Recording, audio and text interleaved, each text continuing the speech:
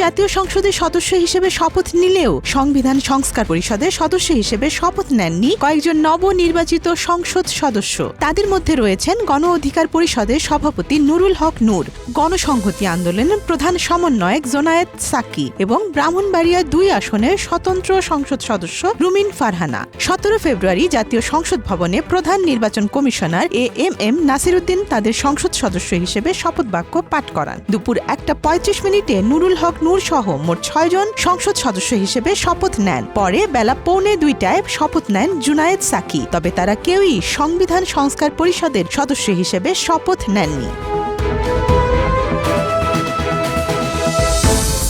নূর পটুয়াখালী ৩ আসন থেকে এবং সাকি ব্রাহ্মণবাড়িয়া ৬ আসন থেকে নির্বাচিত হয়েছেন। অন্যদিকে স্বতন্ত্র প্রার্থী হিসেবে নির্বাচিত রুমিন ফারহানা সংসদ সদস্য হিসেবে শপথ নিলেও সংবিধান সংস্কার পরিষদের শপথ থেকে বিরত থাকেন। বিষয়টি রাজনৈতিক অঙ্গনে ব্যাপক আলোচনা তৈরি করেছে। এর আগে জাতীয় সংসদের সদস্য হিসেবে শপথ নেয়ার পর এনসিপি মনোনীত এবং ১১ দলীয় জোটভুক্ত জামায়াত সহ অন্যান্য দলের সংসদ সদস্যরা সংবিধান সংস্কার পরিষদের সদস্য হিসেবেও শপথ নেন। তবে বিএনপি ও তাদের জোট সঙ্গীদের বড় একটি অংশ এই শপথ থেকে বিরত থাকে।